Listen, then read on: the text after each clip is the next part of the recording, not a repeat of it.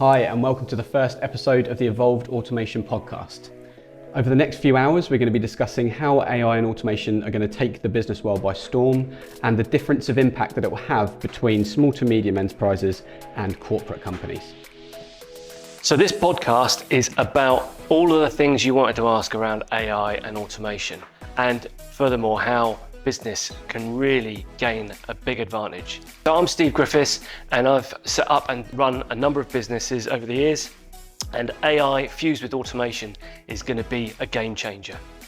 Hi, I'm Adam. I've been working in IT now for 20 years, and automation has been something I've been working on for the past 5 years or so, and it's now peaking to the point where it's going to take the world by storm. It's going to affect the business world, and it's going to affect your personal life over the next few years as well. The one thing I want to talk about is how a lot of business owners are fearful, and what comes with that fear is procrastination.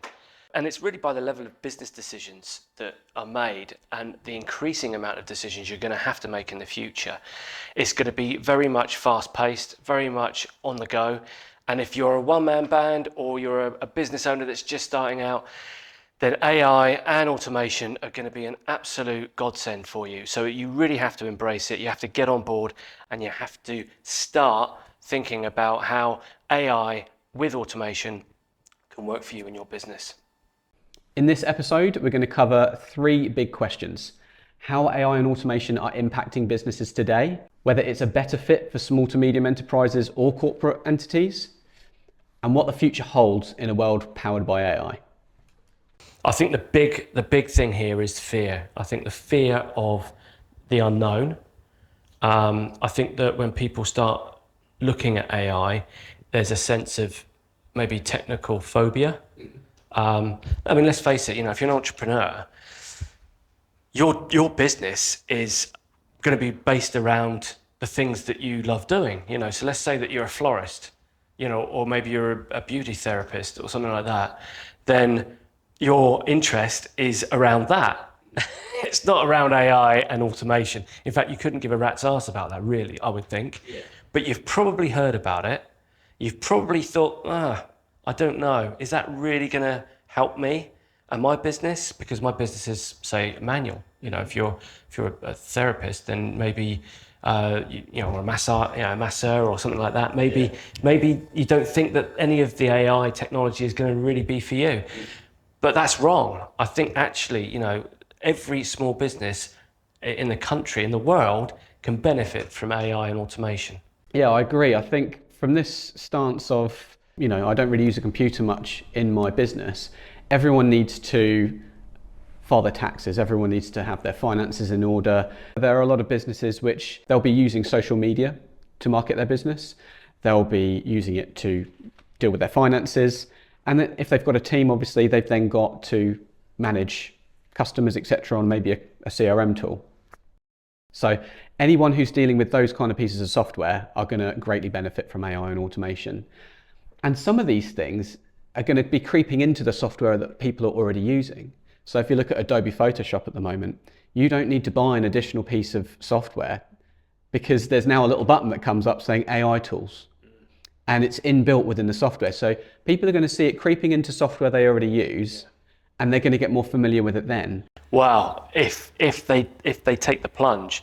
So I know from my own kind of personal experience that when I look on, I could be using Canva, I could be using, as you say, Photoshop or something like that, and I see AI and I think, no, I just want to crack on with what I'm doing. Yeah. And I think a lot of people are like that. A lot of people are kind of, that AI thing that's going on over there, that's not for me.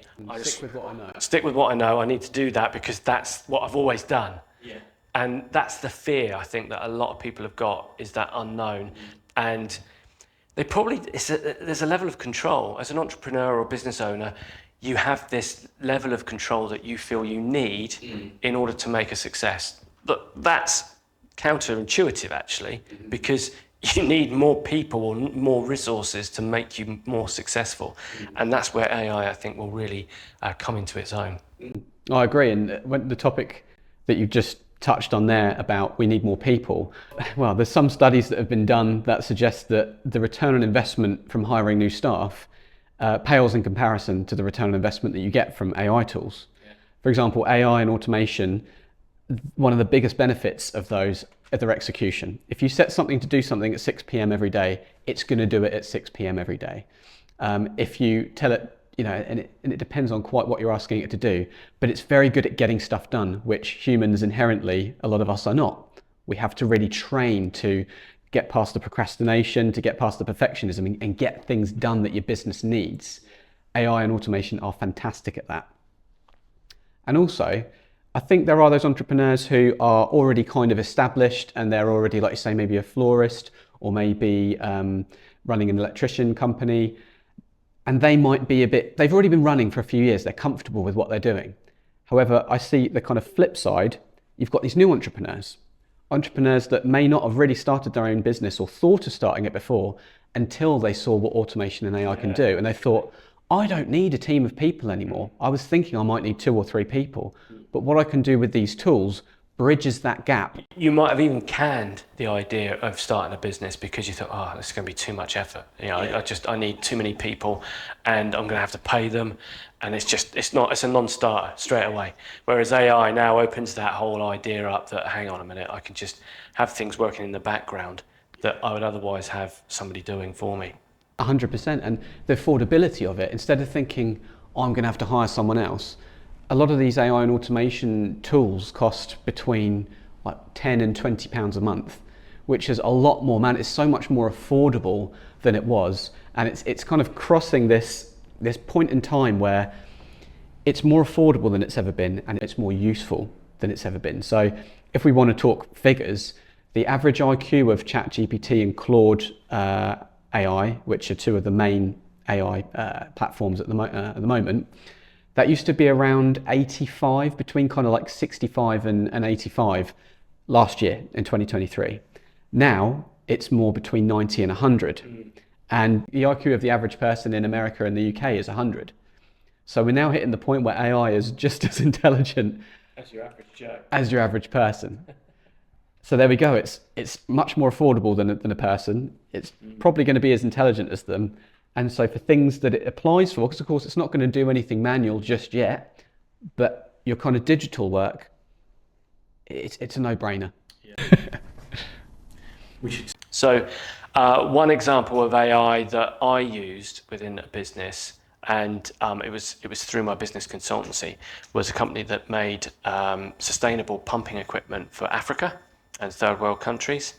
And it was really a bit of an eye-opener for the people that were running that business, because they were more engineering focused, more about design, more about manufacturing and the kind of nuts and bolts of business, if you like. The kind of traditional business that you might have associated for maybe 100 years ago, where you're actually making things, which is great. I love making things and I love businesses that make things. So the idea was, one, how can we rapidly get this new technology out into the masses, and who are we going to get it to, and what will be the process of engagement? And we used a series of tools. One was we used a lead generation magnet, which was a scorecard. We used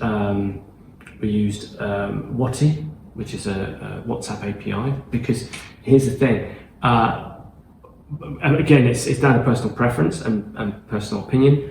I personally think that email marketing doesn't quite reach the marks that you want it to reach when you're trying to launch a product. People will see something in their inbox. Are they going to read it? Nah, don't look like I know that person. So they won't read that. It might even be that it came in with a load of other emails and it gets lost. Whereas a WhatsApp message is far more likely to be opened. In fact, the opening rate is over, I think it's around about 85 to 90%. And if you think that, particularly, let's just say the UK for the moment, the UK population, that 90% of the people with smartphones have WhatsApp on their smartphones. And interestingly, the demographic of people that have WhatsApp now includes people over the age of 70. Why?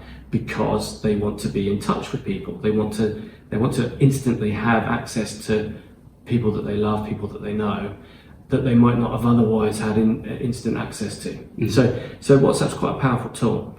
So using an API So just to explain to everyone that's watching, what is an API? An API is it's an integration, if you like. So you'll have a token or a key, and that will talk to another piece of software, which will enable them to integrate and actually communicate with each other. Yeah. So it could be, for instance, you've got a CRM tool, and that CRM tool wants to fire off a message, and you then use Whatty API in this instance, and that would actually then utilize WhatsApp to send that message to a contact list that you've got. And that contact list should be warm leads. Yeah. Don't go for your cold leads, go for warm leads. Otherwise, they're going to be like, I don't know who that person is. So Brilliant. you have to. I personally always like to use warm leads for any of those types of interactions. But interestingly, so we used a CRM tool, we used Whatty API, and we used Facebook for the ad campaign, and a scorecard. And the great thing about all four of those was that it was such a powerful combination. So Facebook, as we all know, is huge.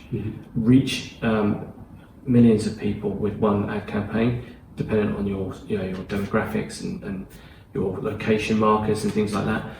But once you've got your audience and you've sent them out an ad campaign, you can then actually point them towards your lead magnet, which is your scorecard.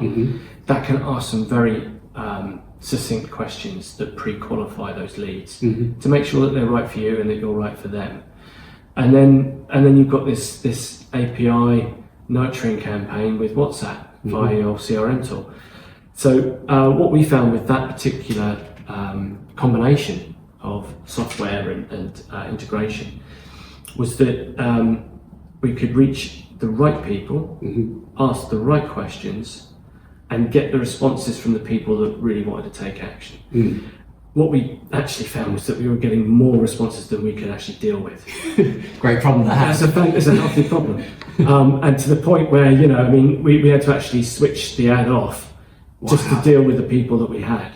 And that's because the other problem, the healthy problem there was that actually we then needed the other side of the resources to actually be able to action some of the things that were going on beyond that marketing. So to kind of follow up. So you've got people interested in your product. Now we need to nurture them. We need to find a service that's right for them and provide that. Yeah. Wow.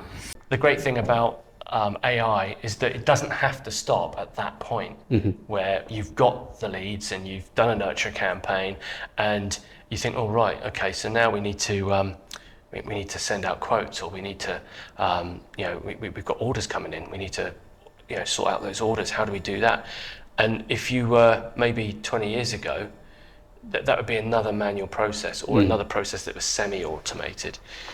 And of course, the world is such an open world now. There's so much opportunity to do other things, and AI should be front and center of those options that you've got available. Yeah, no, that's really interesting. That client that you had then, that you were talking about, what initial problem did they have that they came to you with?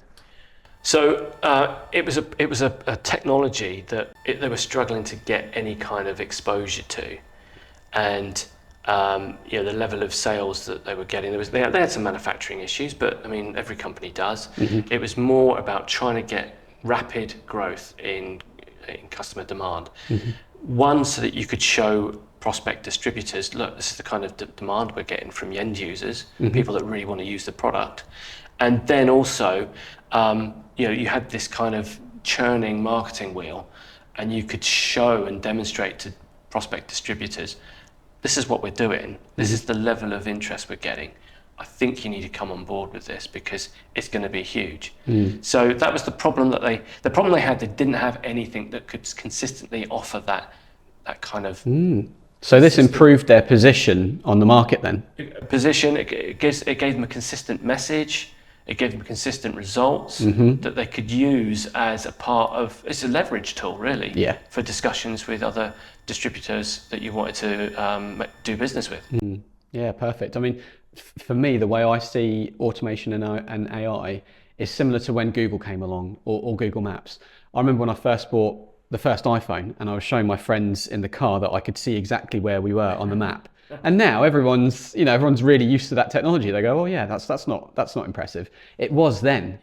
And from then on, you could find out, if you were lost walking somewhere, you could find out where you were. It completely opened up this new, it unlocked this new ability in life to navigate somewhere. You never had before. And then you slowly get used to that, and it just becomes part of your everyday, and you use it. When Google came in initially, a lot of people thought, oh, that sounds strange, I'm not going to use that. The first time they entered something into the search box and pressed enter and saw the results that came up, I remember my parents going through this, and they were like, oh, I can find out, I wanted to look up this particular car or this part of history or maybe something to do with their family, and they could access this huge universe of information. And it's like something in your brain unlocks. It's almost like a kind of a eureka moment. Yeah. And that the same thing is happening here, just differently. And what I would say to people who are maybe on the fence of trying AI is that it's absolutely free. For ChatGPT, for a few searches, you could probably use ChatGPT about 20 to 30 times a day and not go over the free usage. Yeah. Next time you're thinking of putting something into Google, ask ChatGPT and see what comes up. It's absolutely free. It takes the same amount of time. And I think then that will start getting the wheels turning for people. One amazing thing that it does for businesses, it provides structure for things like content. So this podcast, we use ChatGPT to get a little bit of a structure. We already knew what we were going to do, but it gave us an extra few pointers for us to then say, we didn't think of that, we'll include that. Yeah, indeed. It's great for starting ideas that you have. It's great for getting them on paper and getting something for you to then move the pieces around. And it vastly increases the chances of you actually doing something. Yeah, absolutely. And when I come back to that point about the kind of fear and overwhelm that a lot of business owners have, and when you think about starting a new project, or you've got something, let's say you've got a small team and you've got an agenda point that's been on that meeting agenda every month, and you're getting to the point where you're thinking, well, you know what, we can't actually get any further with this because we haven't got the resources, we don't have a decision on X, Y, and Z. And it just slowly goes down the list of things that are pertinent to the meeting, and then it gets lost. You've got other things that take over. Yeah. And of course, procrastination is the key to all of that, really. And if you can use or leverage ChatGPT or AI, then actually it's pointing you in the right direction. It's kind of like a massive signpost, and it's a 24/7 signpost. Whenever you need it. Yeah, and I think it reduces the friction a lot of you getting to where you want to go, whether that's a piece of content that you're creating or an actual business system. It vastly reduces the friction. It makes it so much easier. So once you're used to leaning on it, that whole kind of, I've got to get this done, is it's lessened, because you know that you can rely on this tool to help you get there a lot quicker and a lot easier. I'll give you an example. I've been, I run a martial arts business, which we'll talk about later, but that martial arts business, I was reaching a ceiling, if you like. It was purely me that was running that show, operationally. So you were at max capacity? Max capacity. I did have instructors, but I wasn't utilising them. So there's a little bit of control that I had, which I had to let go. So that was, I had to take some ownership there. But there was other things that I wanted to do, but I just did not have the capacity to do it because I was already full. And one of those was an instructor training program.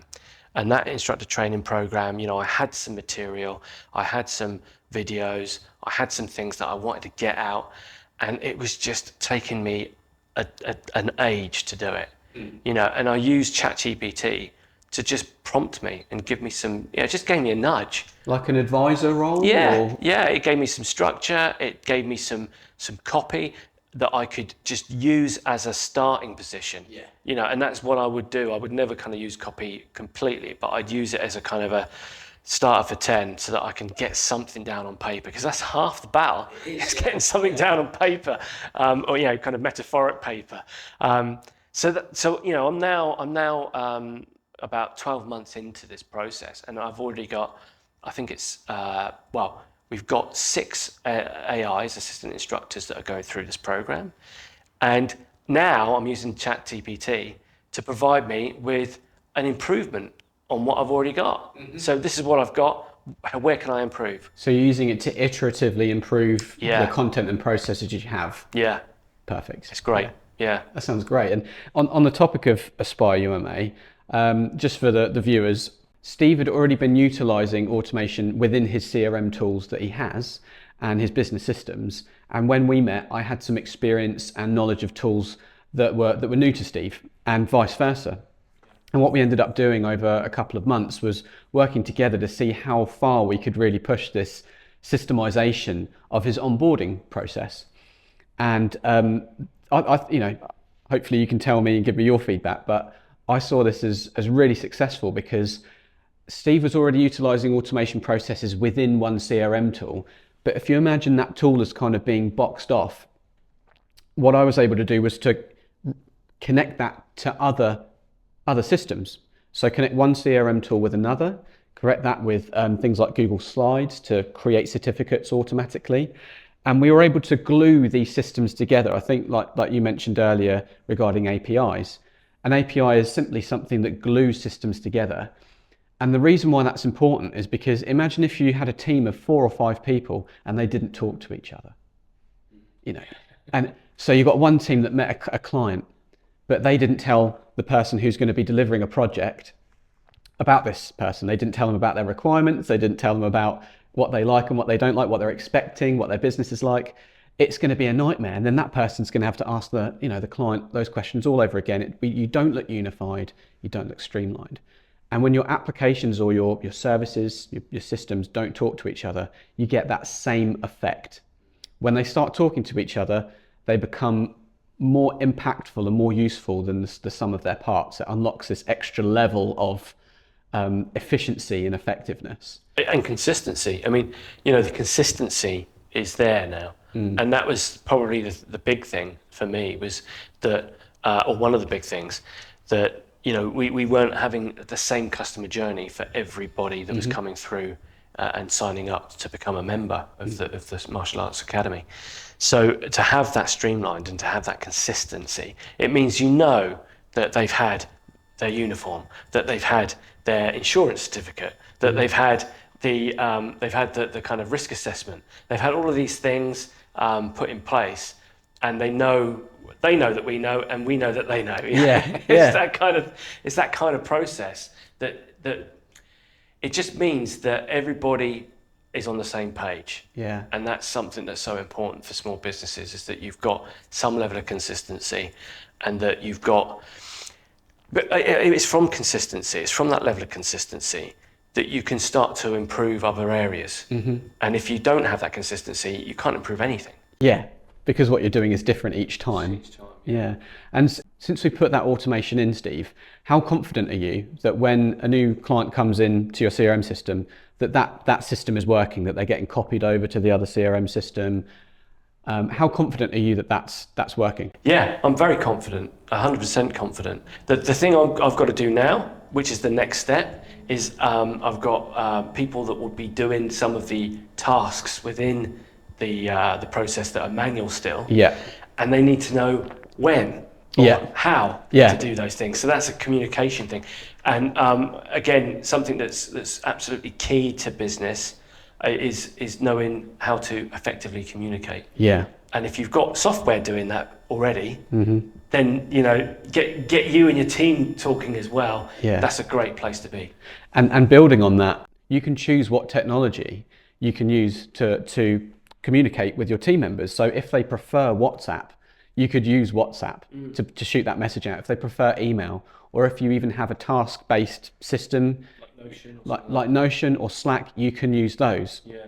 So I think that's the really important part with AI and automation to really drive home, is that it fits in within your business, within your requirements. It doesn't restrict you to one way. It allows you to do it your way, but automatically.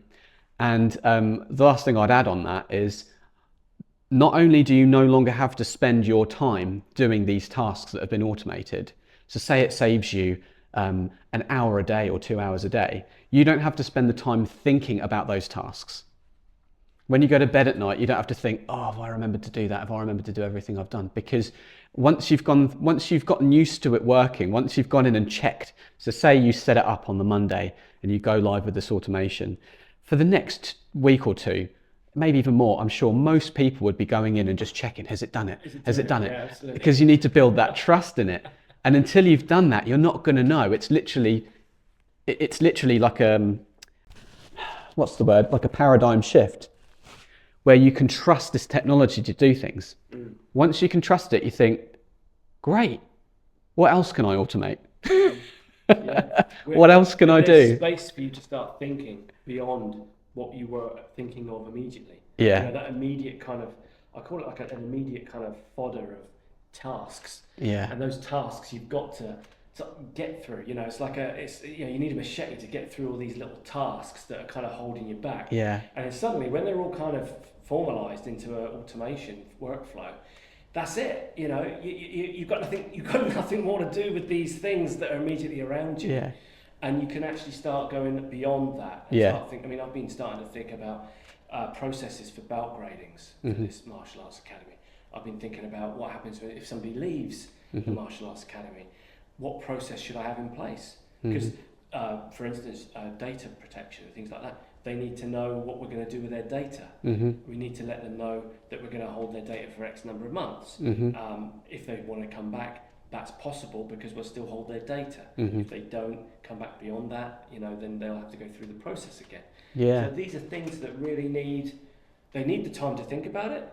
But if you're a business owner and you haven't got the time to think about it, it never gets done. And that's the solid truth of Yeah.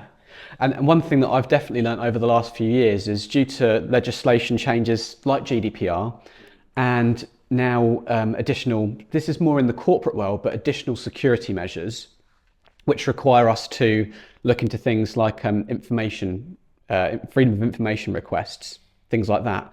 All of these things require time in your business. GDPR, we all now have to comply with GDPR, and we completely understand why. That's an extra workload. We have to consider that. We have to now create processes, like you say, that we don't keep data over the defined retention period, that we get rid of it when we say we're going to get rid of it. This is stuff that we need to put in effort and time to do. Another thing that I'm working on at the moment is attack surface reduction, and this is a security initiative to essentially audit everything at a file level. So a lot of these corporate companies now have to look at the files that are being run and seeing whether they could be exploited by a malicious actor.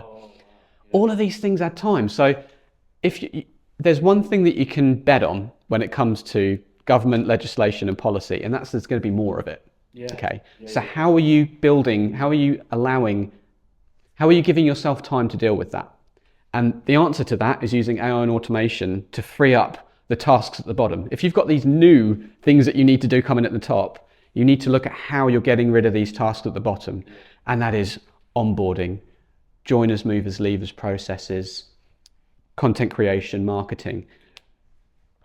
And where do you start with that? So all businesses are essentially a combination or a conglomerate of processes, aren't they? They're built up of these building blocks.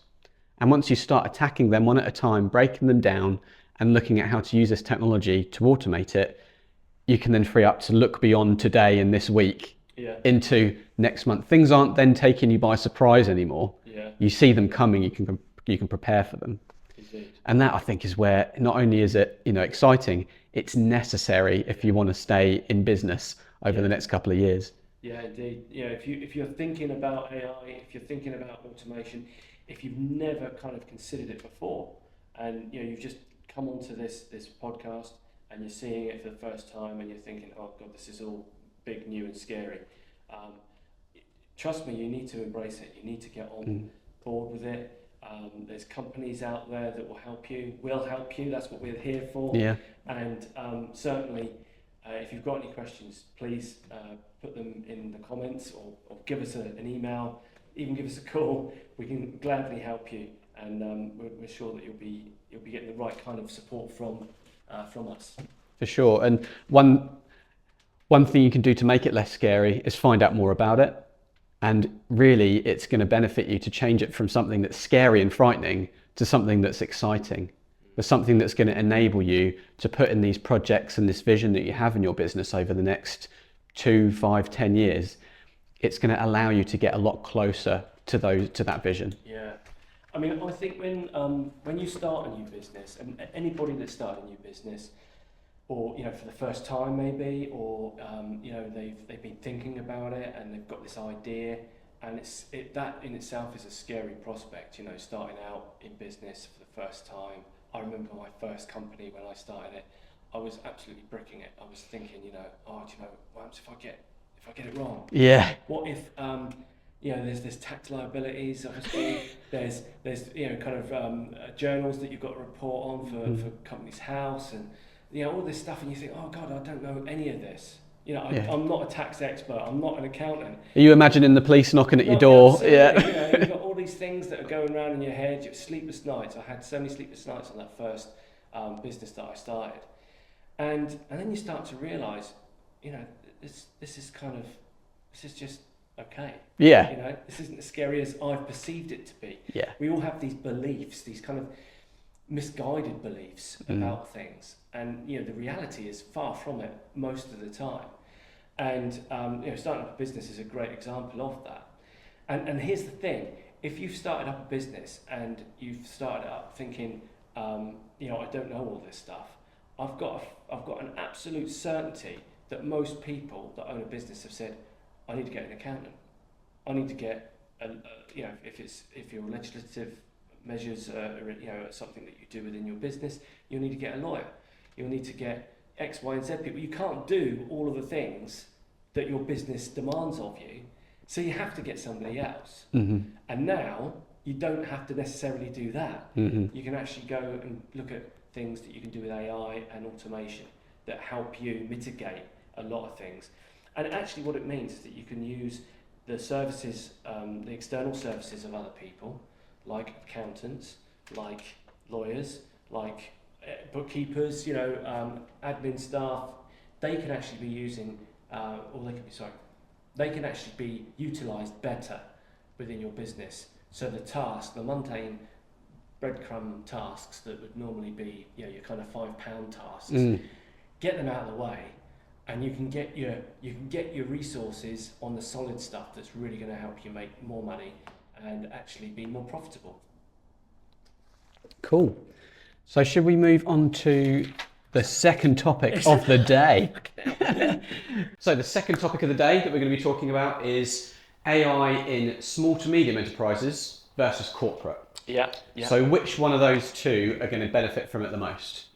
I think personally SME every day, because the intrinsic value that an SME has is that it can work dynamically to make things happen, whereas a corporate company, large corporation, look at any corporation, they're slow-moving tankers. Everybody knows that. Even if you've got the best will in the world, you're going to have at least 2 or 3 board meetings to make a big major decision before you can get anywhere. And that's actually not just because of the nature of the size of the company, but it's going to be because of the governance. They've got certain people that they're going to need to propose this to. So you might have venture capitalists, you might have board members, you might have non-execs, you might have some kind of external committee that has some say in how the business does its work. So if you're a corporation, you've got a lot more to consider, and so it just makes the whole process of even thinking about AI a difficult one to go with. Whereas SMEs, it's like, well, that sounds like a good idea. Let's do it now. Yeah. Exactly. Let's obviously think of the security concerns with data. You got to consider that, but it's a much lower barrier than a corporate. I completely understand. You go into a corporate, you're going to need approval from the CEO's cat before you do anything. Yeah. And then you go through 5 levels of approval, and no one actually looks at it because they're all thinking that each other's approving it. These huge lines. But no, I agree. I think the benefit that corporates have is that because they have such a bigger workforce, that can scale massively. So if they can save 20% of time in one team, they can scale that quite easily across the other teams. But that will take a lot of time to even get to the point where they can do that because of the reasons you just mentioned. but also once they do, it will then take just time and project and resource to scale that. The benefit of an SME is because you're a smaller boat, you're a lot more agile and you're able to respond more quickly to changes in technology and implement them a lot quicker within your business. So you can start reaping the rewards and the benefits straight away. I totally agree. I think that's why it's so important for small businesses, entrepreneurs that are just starting out. They need to really get on this showboat of AI and automation and make it work for you. And if you don't know how, if you think that this is a step too far for you, maybe you're a technophobe, and I don't mean that disingenuously. If you are really fearful of new technology, then think about what you're doing with your accountancy or your maybe you've got some people that you externally bring into the business that are specialists. You bring them in because they know what they're doing. And I would say that that's a fair bet that you'll need to do the same when when you're looking at things like automation and AI. Certainly, we don't know everything. It's still an emerging market. The future looks bright for AI, and that in itself, you could be ahead of the curve here. You could be ahead of the curve if you get somebody in to help you bring your business into the new world and bring it into that consistent format of what workflow, automation and AI can do for you. One of the things that I think I'm really proud of in Evolved Automation is our ability to apply these quite kind of, like you say, new and groundbreaking technologies. We can apply them and give tangible results to small and medium enterprises that they will see and they will feel from day one. A lot of the time you can spend months or years researching into this while not actually using it or getting the results, saving the time, saving the money.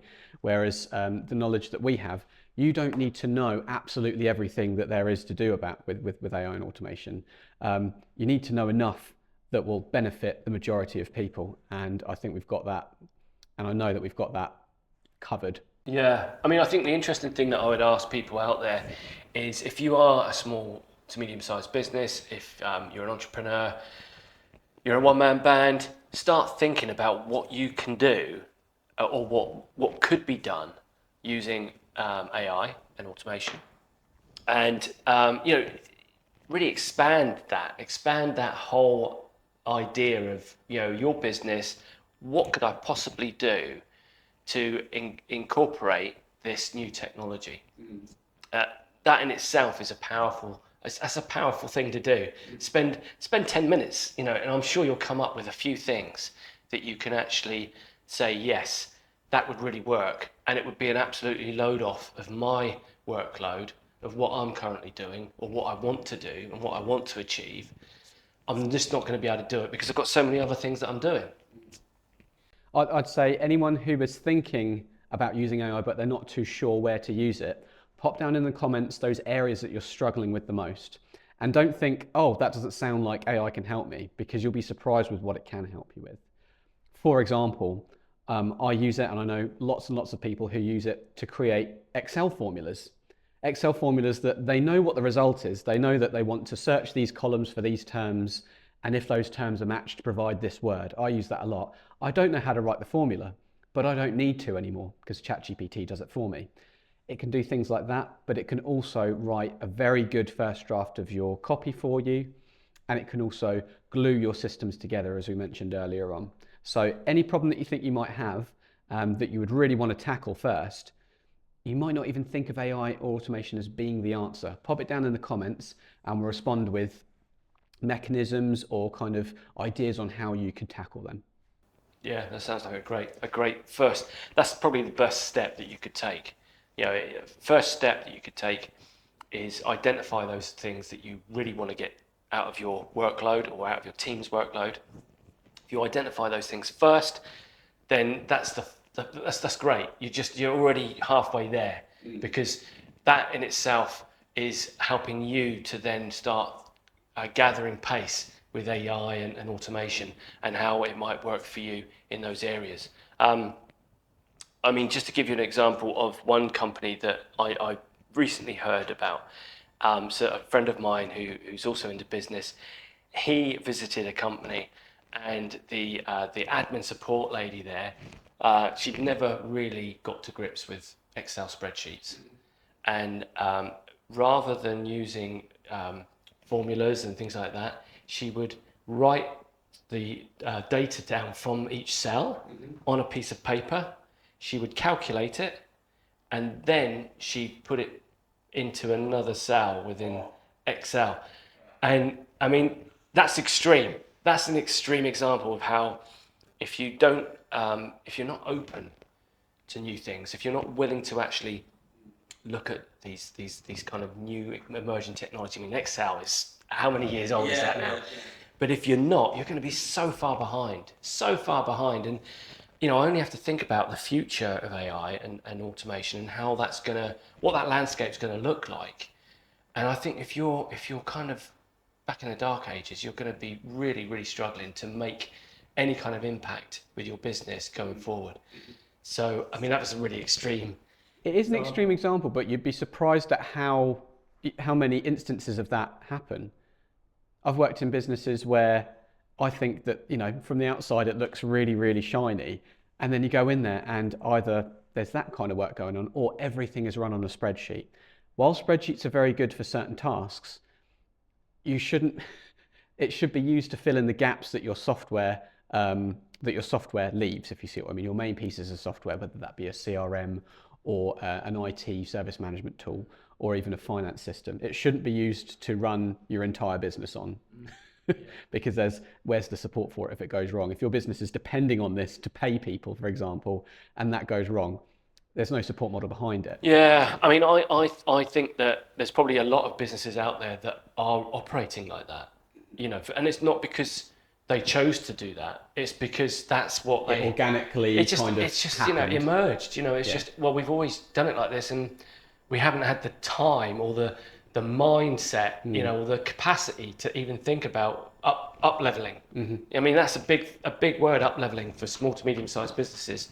Yeah. When everything you've got at the moment is doing just the right job, it takes a little bit longer.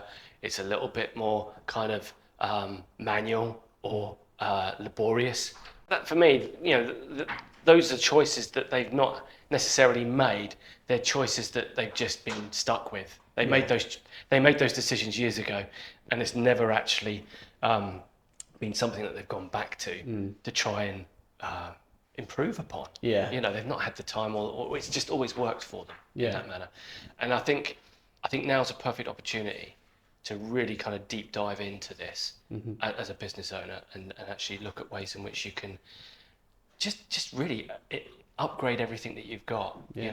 Take that kind of step out of your business, look at what's working for you and maybe what isn't working for you, look at where you want to be and look at where you are, and then that's when you can start looking at what AI can do for you and what automation can do. 100%. And if you were to use that example that you just mentioned about the person using the calculator, if they set up the formulas in Excel to do what they were doing on the calculator, they've put that formula in, they don't have to do it again.